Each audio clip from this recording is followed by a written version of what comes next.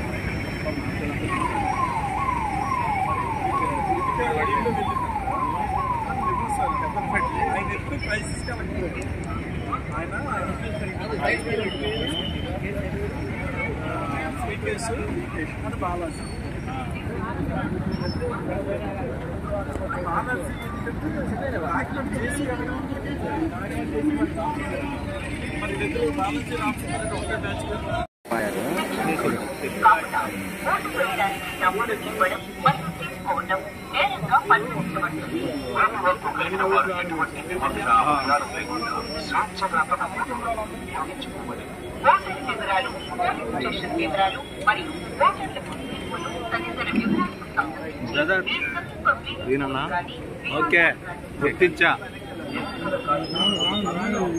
Wrong sir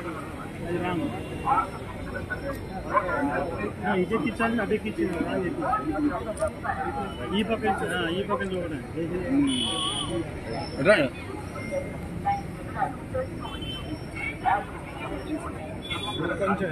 sir కొద్దిగా sir కొంచెం పైకానండి open sir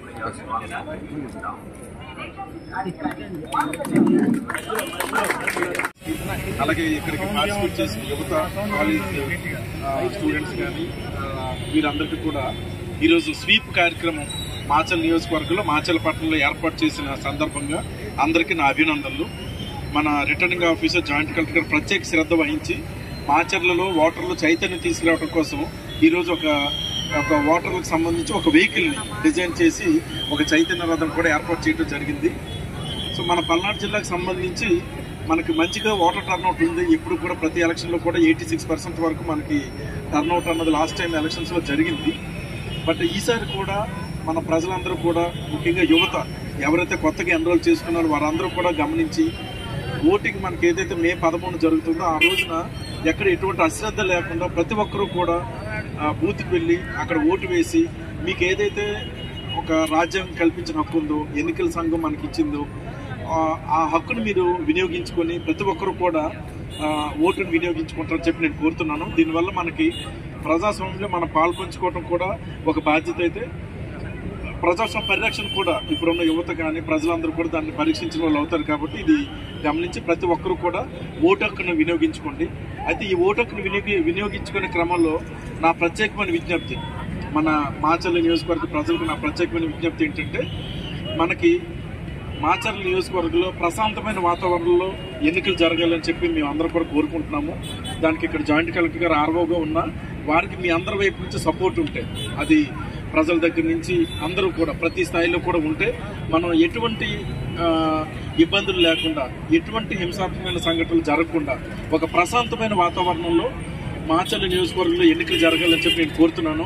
దానికి ప్రతి ఒక్కరూ కూడా మీ వైపు నుంచి సపోర్ట్ చేయాలని కోరుతున్నాను. అలాగే దీనికోసం ప్రభుత్వం కూడా ఎలక్షన్ కమిషన్ కూడా సివిజిల్ అని చెప్పి మనకు ఒక యాప్ ఇచ్చింది, సిటిజన్ విజిల్.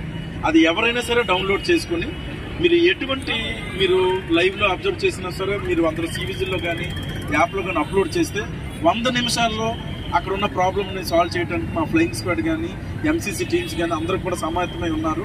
సో ప్రజలు, యువత అందరూ కూడా ఇది గమనించాలి. ఇంకా రెండోది మనందరం కూడా గమనించాల్సింది నైతికత.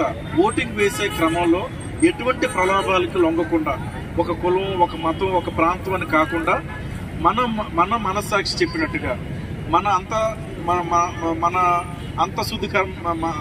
మన మనస్సాక్షి చెప్పినట్టుగానే మనం ఈ ఓటు వేయాలని చెప్పి నేను మీ అందరిని కూడా కోరుతున్నాను, ఎటువంటి ప్రలోభాలకు లొంగకుండా.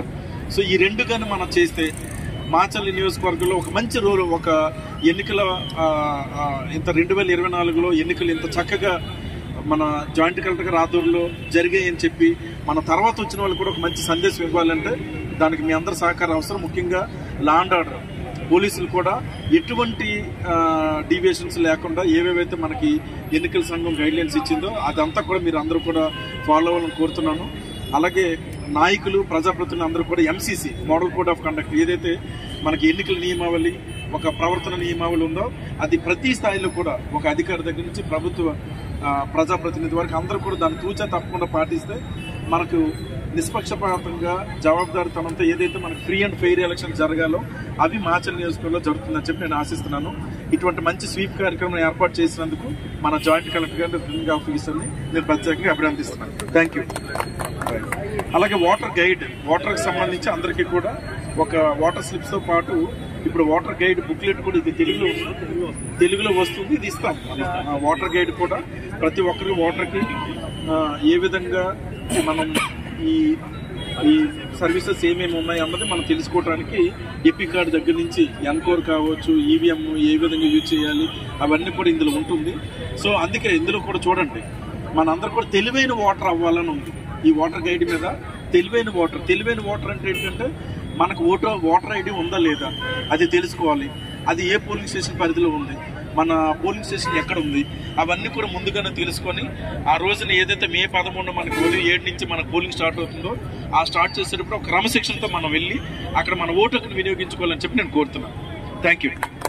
ఛానల్ను సబ్స్క్రైబ్ చేయండి, లైక్ చేయండి, షేర్ చేయండి. మా లేటెస్ట్ అప్డేట్స్ కోసం పక్కనే ఉన్న బెల్ ఐకాన్ని క్లిక్ చేయండి.